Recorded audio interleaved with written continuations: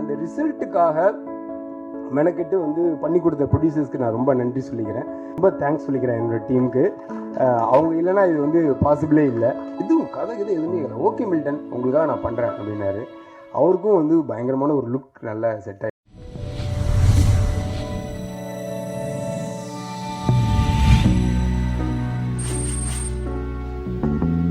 Project ஆரம்பித்ததுக்கு 2 பேர் தான் காரணம். ஒன்று வந்து தனஞ்சயன் சார், இன்னொன்று விஜய் அண்ணி சார். முதல்ல அவங்களுக்கு நான் தேங்க்ஸ் சொல்லிக்கிறேன். சும்மா விளையாட்டாக நான் தனஞ்சயன் சார்ட்ட ஒரு நாள் பேசும்போது அவர் ஆரம்பிச்சு விட்ட விஷயம் கதை சொல்லி உடனே விஜய் அண்ணி சாருக்கு ஃபார்வர்ட் பண்ணார். விஜய் அண்ணி சார் வந்து உங்கள் நண்பர் தானே போய் பாருங்கள் அப்படின்னாரு. சார் அதான் சார் பிரச்சனை. விஜய் அண்ணி சாரும் நானும் வந்து ஒரு 20 இயர்ஸாக நாங்கள் ஃப்ரெண்ட்ஸு. இன்ஃபேக்ட் கோலி சோடா படம் வந்து ஃபஸ்ட்டு விஜய் அண்ணி சார் தான் ப்ரொடியூசர். விஜய் அண்ணி சார் வந்து ஹீரோவாக லான்ச் பண்ணியிருக்க வேண்டியதே நான் தான், அது மிஸ் ஆயிடுச்சு. ஸோ அப்போவே நாங்கள் வந்து க்ரீன் பாட்டில்னு ஒரு கம்பெனி ஆரம்பித்து 2 பேரும் பார்ட்னர்ஷிப்பில் அந்த படத்தை எப்படியா பண்ணிடணும்னு நினச்சோம். அது அப்போது டேக் ஆஃப் ஆகலை. அதுக்கு வந்து என்ன காரணம் அப்படின்னா, நானும் விஜய் அண்ணியும் வந்து ஆல்மோஸ்ட் எல்லாத்துலேயும் ஒரே கேரக்டர். அவர் ஒரு நாள் வந்து மில்டன் 2 கத்தி வந்து ஒரு உரையில் இருக்க முடியாது அப்படின்ட்டு. சரி சார், அப்போ நம்ம வந்து நண்பர்களாகவே ட்ராவல் பண்ணுவோம்னு சொல்லிட்டு இன்றைக்கு வரைக்கும் அந்த ஸ்பேஸை வந்து விஜய் அண்ணி சாரும் சரி நானும் சரி ஒரு ப்ராடக்டை வந்து ஓன் பண்ணிக்கிறதுல வந்து நான் கேமராமேனாக இருக்கும்போதும் சரி அந்த ப்ராடக்டை கதை கேட்டுட்டா அதுக்கப்புறம் வந்து அது ஏன் ப்ராடக்டாக ஆகிடும் அப்படின்னு நான் நினச்சிப்பேன். டைரக்டருக்கும் எனக்கும் சண்டை வந்துக்கிட்டே இருக்கும். இல்லை சார் இதுதான் கரெக்டுன்னு சண்டை போட்டே இருப்பேன். விஜய் அண்ணி சாரும் அதே கேரக்டர் தான். அவர் வந்து ஒரு மியூசிக் டைரக்டர், எடிட்டர், அவர் ஒரு டைரக்டர், எல்லாமே அவருக்குள்ளே இருக்குது. தயாரிப்பாளர் எல்லாமே தெரியும் அவருக்கு. ஜென்ரலாக டைரக்டர்ஸ்க்கு வந்து ஒரு ப்ரொடியூசரோட பெயின் தெரியாது, ஆனால் இவருக்கு வந்து எல்லா ஆஸ்பெக்டும் தெரியும். ஸோ அதனால் அவருக்கும் வந்து ஒப்பீனியன் இருக்கும், எனக்கும் ஒப்பீனியன் இருக்கும். அதை தாண்டி இந்த மழை பிடிக்காத மனிதனில் வந்து இவ்வளோ இந்த 3 இயர்ஸில் வந்து இவ்வளோ ஈஸியாக எங்களுக்குள்ளே வந்து ஒரு கம்யூனிகேஷன் இருந்தது. அது ரொம்ப சந்தோஷமாக இருந்துச்சு எனக்கு. என்னென்னா க்ரியேட்டிவ் டிஃப்ரென்ஸை தாண்டி ஒருத்தர் மேலே ஒருத்தருக்கு வந்து ஒரு ரெஸ்பெக்டும் ஃப்ரெண்ட்ஷிப்பும் இருந்துச்சுன்னா அவங்களுக்கு வந்து என்ன டிஃப்ரென்ஸ் ஆஃப் ஒப்பீனியன் இருந்தாலும் ஒன்றா ட்ராவல் பண்ணலான்றதை நான் இந்த படத்தில் கற்றுக்கிட்டேன். Thank you Jayani sir. அண்ட்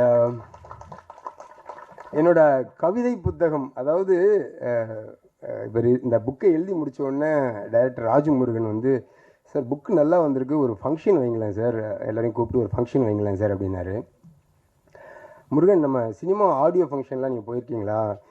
அப்படியே டீசர்ட் ட்ரெய்லர் பார்த்தோன்னே ஒரு பானை சோற்றுக்கு ஒரு சோறு பதம், இதை பார்க்கும்போது நம்ம வந்து 100ஆவது நாள் விழாவில் மீட் பண்ணுவோம் அப்படின்னு ரொம்ப ஃபார்மலாக பேசுகிற மாதிரியே ஒரு ஃபீல் இருக்கும். ஆனால் வேறு வழி இல்லை, அதுதான் பேசி ஆகணும். அங்கே வந்து ஒரு குட் வைப்ஸ் க்ரியேட் பண்ணுறதுக்கு தான் நம்ம போயிருக்கோம். ஸோ அதை பண்ணி ஆகணும்.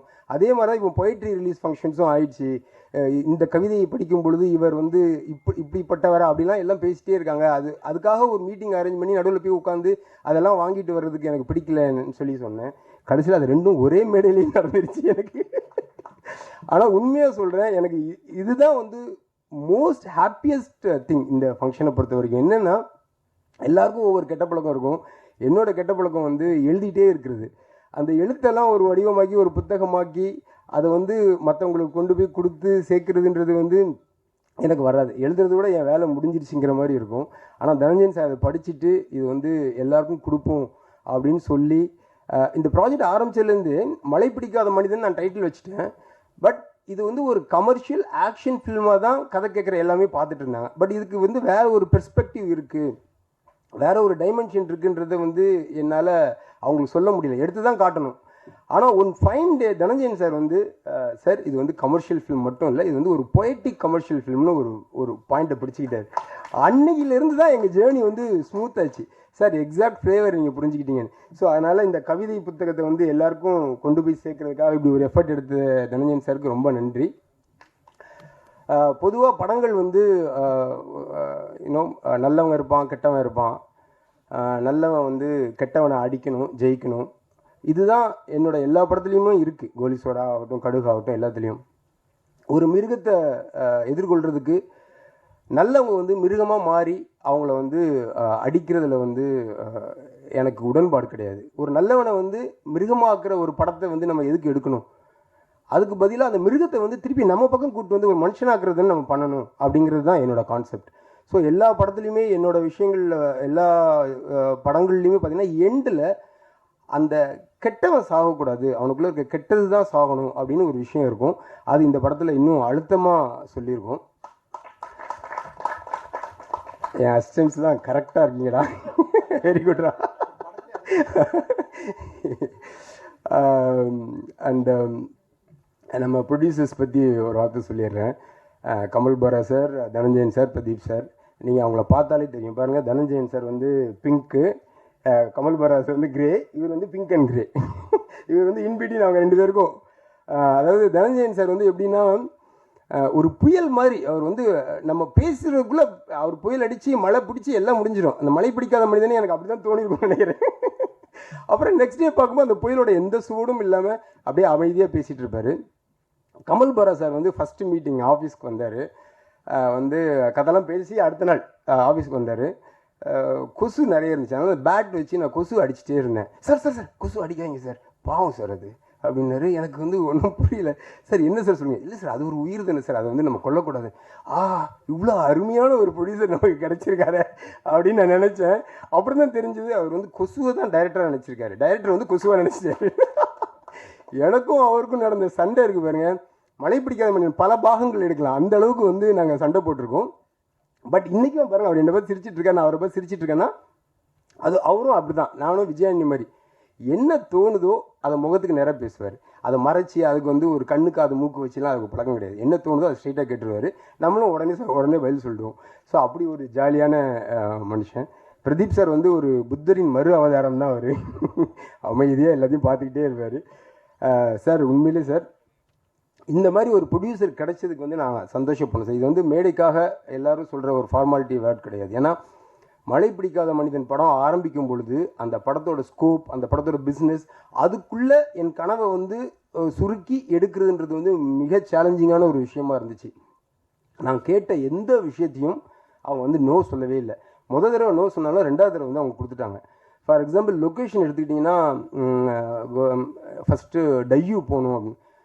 டையூ எங்கே இருக்குது அப்படின்னா, சார் அது ஆக்சுவலாக பாம்பே போகணும் சார். அப்புறம் பாம்பேலேருந்து இன்னொரு ஃப்ளைட் பிடிச்சி அப்புறம் அங்கேருந்து ஒரு 100 கிலோமீட்டர்ஸ் ரோடில் அப்படின்னு டயர்ட் ஆகிட்டாங்க. ஏன்னா இத்தனை பேரையும் கூட்டிட்டு கேமரா டெக்னீஷியன் எல்லாம் ட்ராவல் ஆகி பெரிய பட்ஜெட் வருங்க.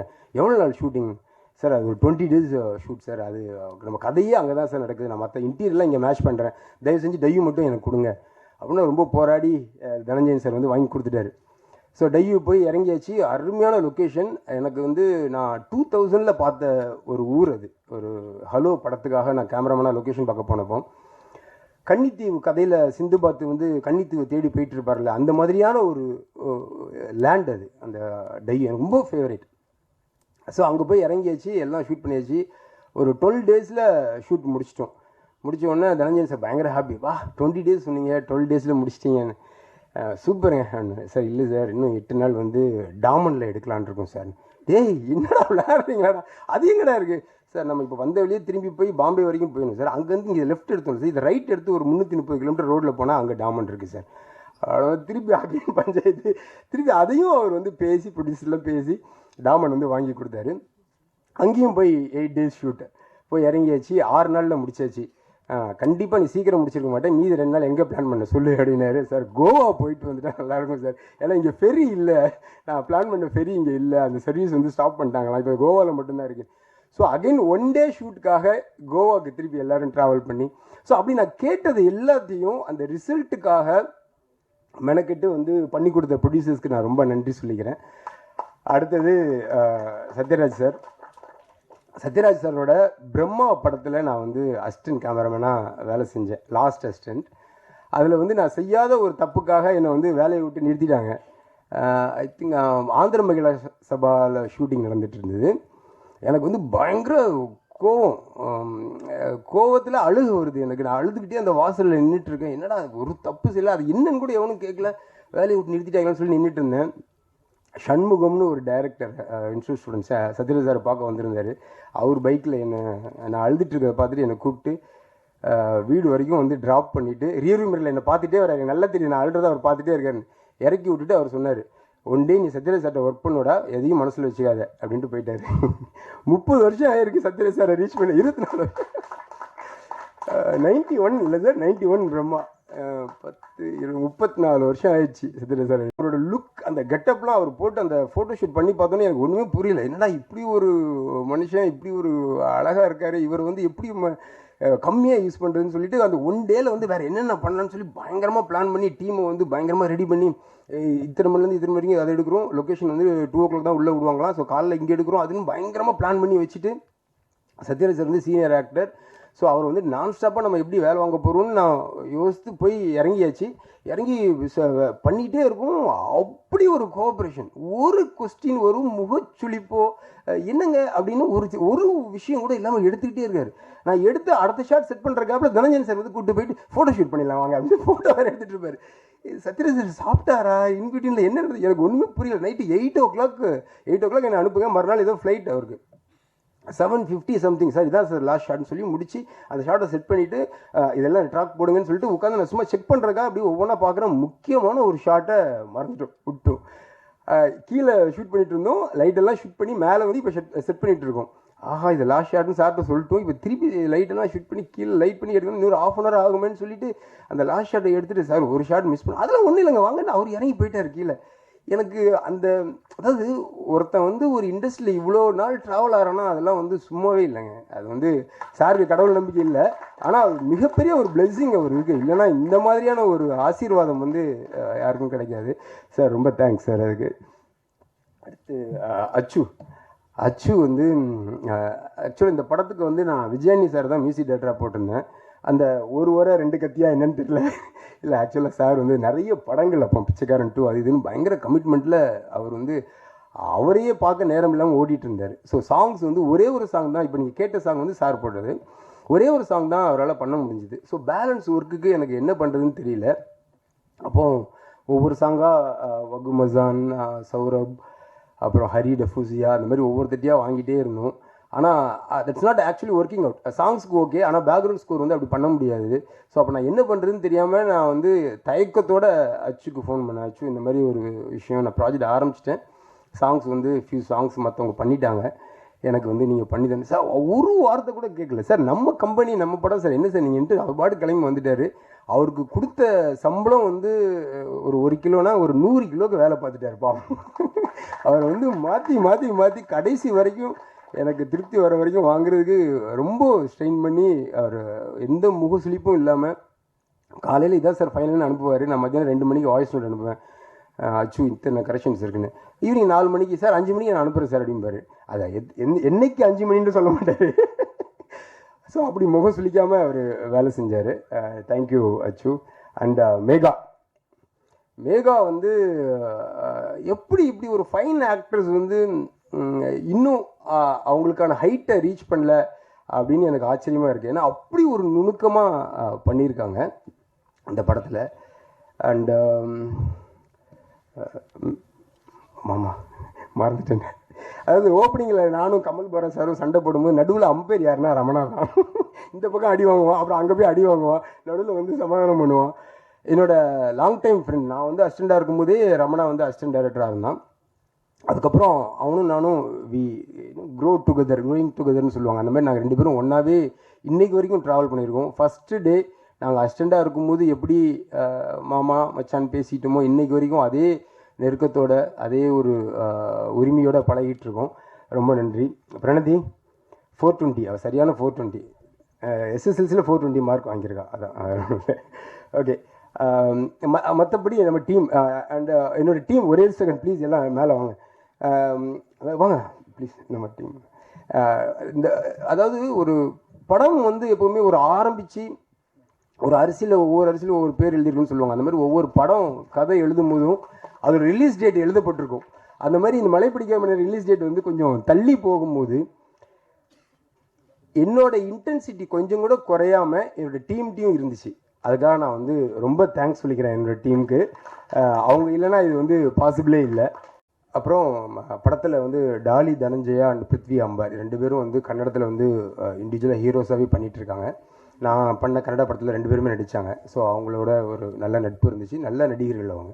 இந்த படம் வந்து ஒரு கண்காணாத தேசத்தில் இன்னொரு நாட்டில் நடக்குது. ஸோ கொஞ்சம் அந்த கேஸ்டிங் வந்து கொஞ்சம் ஃப்ரெஷ்ஷாக இருந்தால் நல்லாயிருக்குன்னு சொல்லி அவங்க 2 பேரையும் கேட்டேன். 2 பேருமே இந்த படம் பண்ணி கொடுத்துருக்காங்க, ரொம்ப நல்லா பண்ணியிருக்காங்க. அண்ட் எல்லாத்தையும் தாண்டி முக்கியமான ஒரு விஷயம் வந்து சரத் சார். சூரியவம்சம் படத்தில் நான் வந்து ஒரு 40 நாள் அவர்கிட்ட கிளாஷ் ஒர்க் பண்ணியிருந்தேன் கேமராமேன். அப்போ வந்து நல்ல ஃப்ரெண்டு எனக்கு அவர். அப்போயே அவர்கிட்ட வந்து ஒரு நல்ல பயங்கரமான ஒரு லீடர்ஷிப் குவாலிட்டி இருக்கும். டீமுக்கு யாருக்கு என்ன நடக்கணும், ஒரு பொள்ளாச்சியில் வந்து ஒரு இடத்துல ஷிஃப்ட் ஆகும்போது அவர் கார் தான் முன்னாடி போகும், நாங்களாம் பின்னாடி ஃபாலோ பண்ணி போவோம். பயங்கரமான ஒரு லீடர் கெப்பாசிட்டி இருந்துச்சு அவர்கிட்ட. அவர்கிட்ட போயிட்டு இந்த மாதிரி ஒரு விஷயம் சார், விஜய் சார் படம் இந்த மாதிரி ஒரு எதுவும் கதை எதுவுமே இல்லை, ஓகே மில்டன் உங்களுக்காக நான் பண்ணுறேன் அப்படின்னாரு. அவருக்கும் வந்து பயங்கரமான ஒரு லுக் நல்லா செட் ஆகிடுச்சு, ரொம்ப நல்லா பண்ணியிருக்காரு. Thank you Sarath sir. அவர் அப்ராடில் இருக்கனால இந்த ஃபங்க்ஷனுக்கு வர முடியல. அண்ட் வேறு யாருக்காவது ஆர்ட் டிபார்ட்மெண்ட், ஃபைட் மாஸ்டர்ஸ் எல்லாமே என்னோடய டீம், அவங்க எல்லாருமே ரொம்ப நல்லா ஒர்க் பண்ணி கொடுத்துருக்காங்க. எல்லாருக்கும் நன்றி. அண்ட்